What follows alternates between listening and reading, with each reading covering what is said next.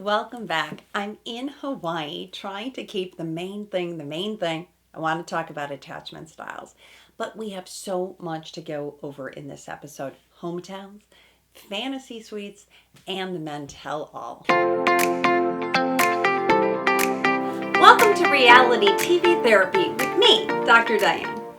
Welcome back. A little light housekeeping. I mentioned to you a couple episodes ago that I am starting my new podcast, and I'm so excited. I'm launching next Tuesday my podcast. I'm going to change some things on Instagram.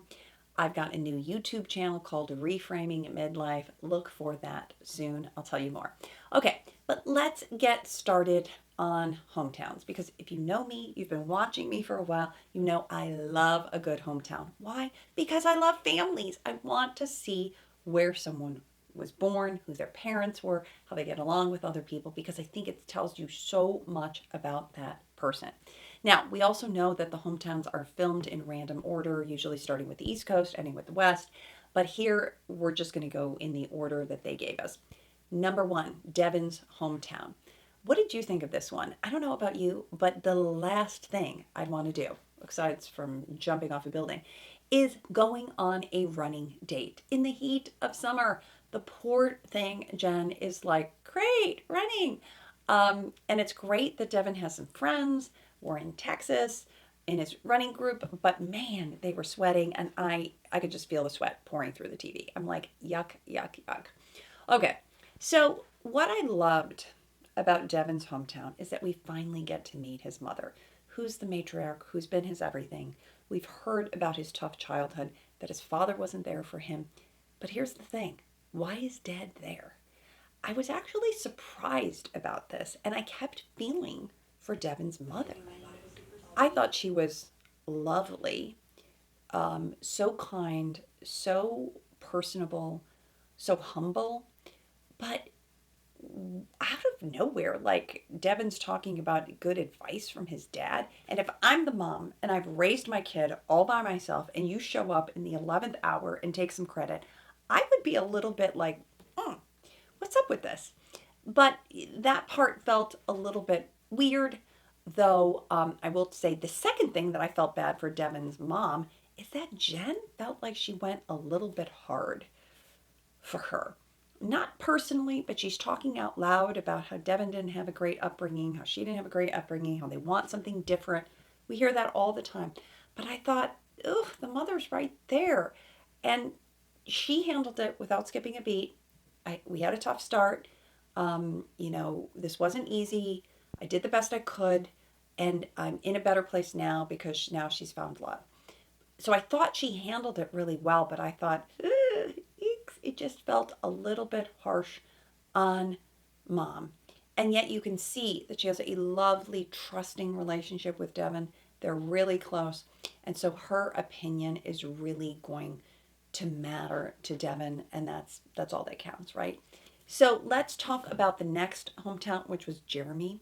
This one was in Connecticut, and it was just weird. Okay, the store, supposedly this is a famous store in Connecticut. Somebody else DM'd me about this, but like I thought it was utterly ridiculous. The only fun part was the aunt, and I'm like, is that a prop? Did you tell her to go there? So anyway, the evening portion is where it gets cringy. We're at Jeremy's home, lovely home, but mom Karen, oof, that was tough to watch. I mean, up there with some of the other difficult parents we've seen. And I get it. Being a stepmother to two grown sons, I get it. You want to protect them. You want to have their best interest. But honestly, sometimes the best thing I think you can do is just be neutral and say, I trust my child and their choices. And I felt like mom didn't completely trust Jeremy, that she got a lot of airtime. But when it's Jeremy asking, hey, mom, what did you think? And this is what bugs me, because I feel like this is a cop out. When someone says, well, I didn't get to meet them for very long. I don't know. Or I just met them. No, really, you didn't like them, but you don't have enough evidence to say why you don't like them. And that's kind of how I felt about Karen. And then she couches that behind, this isn't a game. It should be taken seriously. And then, of course, Jeremy's going to say, well, I only want to get engaged once, because who's going to say I want to be engaged 12 times? Nobody wants that either. So I just feel like there was a little bit of that kind of parenting error, where you're really trying to like show that you're a good parent by protecting your child, but it can kind of mess it up for them. Now, what I thought subtext was really happening, Jeremy in the last episode was talking in a very progressive way with Jenn. You're Buddhist, I'm Jewish, we could have this blended family, and maybe he thinks that's possible, but mom's not buying that, right?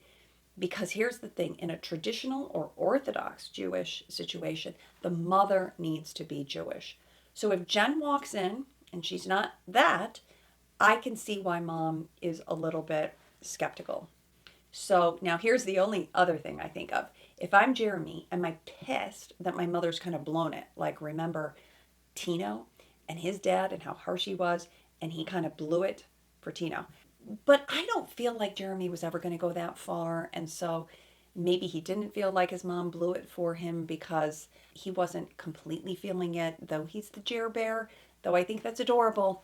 And I'll get to more. Next, Johnathan in San Diego. Fun date. We've seen the lacrosse multiple times, night one, a second time. I do love that this couple is very playful and fun. But when we get to meeting the family, I really liked Johnathan's mom. What's not to like? She was loving. She was compassionate. She really listened to Jenn. Like, she didn't interject. I just felt like she had a lot of poise. And what she really says is, I trust Johnathan. And then she gives her son good advice. Honey, don't hold back. Go all in. You'll regret that. We finally see Johnathan able to just kind of let down his guard, tell Jenn that he is falling for her. But that's like level 1 or 2, a little bit behind the other two guys. And obviously we're just going to wonder if that's too much, too late. That's Johnathan. Lovely home visit. Next is Marcus. I have to talk about this one because it wasn't like the setting was weird, but the people. So I felt like, Marcus just told us last time that he came, sad story of abandonment, that he was in and out of foster homes, that he was raised by his adoptive parents. And you're anticipating not meeting many people, right? Like maybe just the sister. And then all of a sudden, Jenn walks into this party, house full of people from the military, these other pseudo parents, right? And to me, I'm just going to say it, it felt like a little bit of overcompensating. Look at me. I've got all these people in my life. So I haven't seen this before. I mean, we've seen hometown visits where there's a lot of people, but it's like grandparents and aunts and uncles and cousins and nieces and nephews, but not like this. So to me, and then we see some other parents who are not his adoptive parents. So I felt like no wonder Marcus is kind of searching. I get that he's close to these people, but it felt harsh. So now I want to digress for a moment to talk about Marcus, and I want you to form your own opinion. But there's a lot of negative information about Marcus online. Best place to go is Reddit. I go to Reddit, just put in Marcus's name, Bachelorette, and you'll see it yourself. There are accusations. I'm going to say accusations because I don't know if there's proof about domestic violence, being aggressive towards previous partners, some shooting of dogs in the military. And when I was listening to Marcus's story last time, the first thing that comes to my mind, the main thing, is that he's a fearful, avoidant person. In psychology, we don't use this category frequently, but someone who has had abuse, which it sounded like, his parents were unfit, and then this major abandonment, that is set up for a fearful, avoidant person and then you throw in the PTSD from being in Afghanistan. I think Marcus almost died in that accident. Horrible things. And I just wonder, has he done his work? Has he done his therapy? And even then, sometimes the wounds are just so deep. So as a therapist, of course, my antenna go up. There's another scale I want to talk with you about, even if you don't know attachment styles, but there's something called the ACEs, which is the Adverse Childhood Experience Questionnaire. And number 1, did you lose a parent through divorce, abandonment, death, or another reason? That's major enough to give you a higher score on this ACEs, this adverse childhood experiences that are certainly going to affect you in your health, in your next relationships. You know, did you live with anyone who was depressed, mentally ill? Do you live with anyone who went to jail or prison? Did a parent in your home ever swear at you, insult you, put you down? Like, I've just kind of imagined all of those things happening to Marcus in that scenario. And so it's a tough person to be in relationship with. And that's what worries me. Jen's going to obviously get there, but we'll talk about why she's so attracted to him. So what's weird for me is the hometown ends. We've never seen this before either, with the four men having a beer. Okay, we've just never seen it. Usually all of them just meet at the hangar, but I think they're trying to do something a little bit different. I appreciate that. And then we start the next episode with Jer Bear getting sent home. Not surprising, as I said, I didn't feel a huge connection between them. Okay, now we get to fantasy suites and my lays. I'm just going to go through them one at a time. First off, let's start with this setting in Hawaii. Spectacular. What's not to love? Have you been to Hawaii? I had went on my honeymoon in Hawaii. I went there for my 50th birthday. I love Hawaii. It's just a great place to fall in love. And they're on the big island where they have that volcanic kind of ash. Simply gorgeous at the Fairmont. And there's a visit from Molly, who I love. Molly and Jason Mesnick, if you don't know, she was like the runner-up. Then he went back, made a mistake, chose Molly, but they're happily married. And I love this advice from Molly. Like, Jen, don't think that you're not deserving, that you're not good enough. You are. So I think it was just a well-timed piece of advice. And of course, we know that fantasy suites are important, right? Because you get to have private time talking one-on-one off camera. And it's just, I'm sure, precious. Let's talk about Devin first. Devin, on the daytime portion, you begin to start seeing why he's getting so anxious, as we get to a little bit later in the men tell all. Because Jen, in my estimation, she's not a great actress. She's backpedaling a little bit. She's talking about sabotaging relationship, but her affect felt a little bit cold, right? They're sitting on this like black, volcanic ash, and she's not telling him a lot. So I can kind of feel for Devin. I think he's handling himself well up until this point. They have the evening portion, which feels like Survivor style, just the decor and everything. Gorgeous, very Hawaiian. And, they make it to fantasy suites. But Devin, up until this point, has been really unwavering. Confident. The main thing is the main thing, which is Jen. He has pushed aside the other men, not made friends about it because, Sam, we're going to get to that. But he's interrupted other people, letting Jen know that he is there for her. So this is what I worry about, though. I'm always worried about the couple because I know that with social media storm and after the show is over, I'm always thinking about the couple, thinking they're going to have to watch this back. And Jen is telling Devin that she's not quite there yet, but she is saying that she's there with other men, like she's in love with Marcus and falling for Johnathan. And I'm like, oh no. How is Pete Davidson going to feel about this when he watches this back? I'm just saying that. Because if she chooses Devin, this is going to be a really hard pill to swallow. Let's get to Johnathan. I've said this before, more friendship, beautiful date, daytime. That waterfall is spectacular. How do they get a bench in there? It's like the hot tub. Do they carry a bench around? But what I love is, I'll put on my second lay, the evening portion of this date where they're really having a conversation about blended families, which is just a reality. Let's talk about that. And having Jen's mother on speed dial, learning Vietnamese, wanting to like make Filipino food. I just think he's just a lovely guy, right? Like he's handled himself so well. So Johnathan has the fantasy suite, but I got to tell you guys, they're decking out Jen great. She's beautiful clothes. In the men tell all, Johnathan talks about her dresses. But like, why do the men have horrible t-shirts? Like they're always like ill-fitted, shapeless kind of t-shirts. And Johnathan, the next morning, I'm like, oh dude, you need to put on something else. Because he's someone who really like cares about his body and his physique. And I just thought, ugh, that's a mess. I digress. Let's talk about Marcus.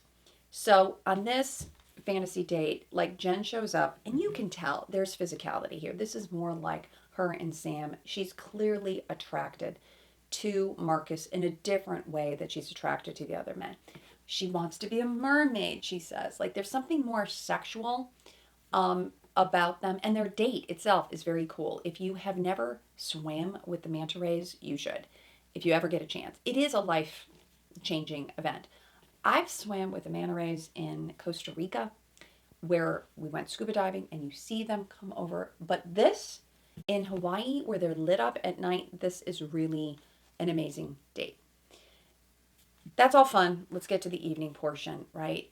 Here, Marcus is just stumbling like Sam was, can't get it out, but he is not there. And I was hoping that Jenn would pull a Charity like she did with Xavier and say, we're not going to Fantasy Suites if you can't get there. But she doesn't. Why? Because Marcus, as we saw with his sister, he cries, right? He has moments, and so you feel like there's more there, right? There's like an onion that you're peeling. And I could see that Jenn like wants to like dive into this. I'm not saying it's healthy. I'm not saying this is good. But because she's had an avoidant, absent father, she then thinks that working hard for love is what she needs to do, and now she's working hard with Marcus. And here's the thing too, juxtapose with someone like Devin, who's an open book. Marcus is a man of mystery. And she says things like he's solid and he's there for me. I don't think he is. I think there's like fearful avoidance stuff, but she's responding to that. That's just how I see it. Let's get to the tell all, because I don't think they tell all at all. Of all the tell alls, there's not a lot of telling happening here. There's not a lot of tea. Let's keep the main thing the main thing.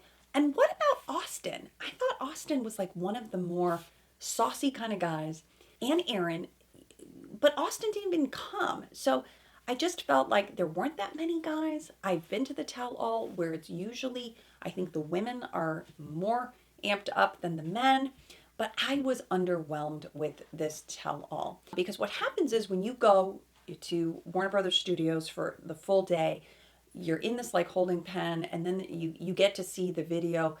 But here I just felt like we saw a lot of video time. Like a lot of it was filled up by finding out this backstory about Devin. We find out that Devin's coming undone, right? As I said before, he's the anxiously attached person. He needs a lot of validation, reassurance. She is backpedaling a little bit. And I'm just going to say, I watch a lot of other videos too. There were some podcasters that were calling Devin dangerous. Someone else called him manipulative. I don't see it that way. I see that he is just like Greg Gripo was, so filled with anxiety and fear that he's going to get left, not be enough, that, as he said, that she's going to turn around and tell somebody else she loves them, that he just needs more. And let's face it, you are in a high stress pressure cooker. He's only got Jesse. Let's face it, going golfing with Jesse, that Marcus also did too. It's like, I don't know if that's enough reassurance. So that's the part that people are saying, was it manipulative on Devin's part? I think he's just anxious. I don't think it was like planned to be that way. We finally see that Jenn does say, oh, come on, silly, I do love you. And he takes a sigh of relief. I don't know what to think. I'm still worried about the couple, that even if she does choose him, because Marcus isn't there, let's face it, that are they going to make it beyond all of this? Because he's going to have to watch this back. And given that she has these feelings for other people and he finds out about it after the fact, I think it's going to be really hard, to be honest. Okay, now let's get to the only hot seat of the night, and that was Sam. This is unusual. Usually there are 3 or 4 hot seats, so that's why I feel like not a lot of information. So Sam, I thought, handled himself actually really well. For a man who was really tongue-tied before, I thought he did take some accountability. He did say that he could have, would have, should have done things differently. I really appreciated that about Sam. But here's my question. Did Jenn see that? I don't think so, because she came out with a speech that she had prepared. Jenn was ready to call Sam out. Like this was her moment. And I felt torn. Okay. First, I was like, yes, you go, girl. Tell him. But then I was like, ooh, little too much. Like, wow, she's really angry. And I want to be so careful. I do. I do. I do not want to be some white woman telling anybody not to be angry or to tone it down, because I feel like her message was important. But as a couples therapist, you're coming to my page because you want to be better in your relationships. And I always think, can we tweak it just a little bit? Okay. I think what I wanted from Jenn, okay, I don't know if you wanted this, I wanted just a little bit more accountability on her part, because what I felt like the anger and the tone was a little bit like, you were the person I gave my first impression of Rose, damn it. And I was attracted to you, and I'm just mad that you weren't all those other things. And was she mad that she kept him around too long? Was she mad because she really did see later all the other things about Sam that she didn't know? But I felt like she could have made her point and yet also talked about the fact that she was wildly attracted to him. That is on her, right?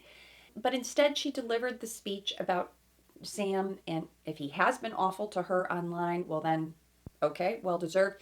That, he blamed it on the edit, and that she wants him to be better, and that she feels sorry for anyone who ends up with him. And I was just like, okay, maybe it could have been done just a little bit differently, and we would have seen like Jenn's growth, right? Like if she had turned that around and talked about, you remind me of my toxic ex, and then I saw the red flags, Sam, and then I grew and said, I deserve better, and all women out there deserve better. Like, we could have gotten to the same place, but talked about her growth, because that's what I wanted her to own and lean into. It was a growth moment for her, and I just didn't see that. Okay, let's get to I'm going to land this plane. The bloopers were silly. We didn't learn much there. We do find out that Hakeem and Johnathan are invited to Bachelor in Paradise, because we also know that usually this is a rehearsal for Bachelor in Paradise. And is Sam going to be asked to Bachelor in Paradise? Because he got the hot seat. And usually, if you get the hot seat, you go to Bachelor in Paradise. I don't know how I feel about that. He's clearly an attractive guy. I don't know if women would be interested in him, but we're going to let them decide. Let's talk about our new Bachelor. Finally, Grant gets some airtime. The way that they announced it, we all know, was just a big no. But finally, we talk about Grant. Lovely. Okay, I'm hopeful for Grant. And here's the thing. Jesse had said that 10,000 people had applied to get on Grant's show. I don't know if you know this, but that's a lot. On average, I had heard, and this is an old statistic, that about 6,000 people apply per season. And then they narrow it down to 30, 25, whatever the number. 10,000 is a lot. And I was like, you go. And so they wanted to justify why they had announced it, like not during a tell-all, and announced it earlier. Maybe it worked. Okay. I hope they get great women for Grant. He's saying all the right things, that he wants somebody kind. He's not that interested in the physical. But we know when you have that many people, you get to choose someone that really suits you. So here we are. The previews are that Marcus may not get there. We hear from Jen's brother. We meet the mother. I do think the plot twist is going to be that maybe Marcus actually sends himself home because he can't get there. And then, or she goes to Marcus's room, knocks on his door because she's in a car at one point. Does she go talk to Marcus, send him home? And it's just going to be Devin. And that's what I'm thinking. And then, because if you look at the picture, he's a little bit taller, whoever's in that white jacket. Is that Devin? And she says, I won't let you propose to me because I'm going to propose to you. That's my thought. I don't know. We'll see. I think given some negative press, it's tough to be. I wish I was more excited. I hope that this couple gets some good couples therapy to help them, kind of like Joey and Kelsey did, to work through just all the stuff that comes after. That's the hardest part. Like, I'm going to wish for them good luck. It's felt like the journey's been a little bit hard. Let me know what you think. those are just my thoughts. And thank you for tuning in, for making it to the end, because I want to help you learn something about relationships, and that is a wrap.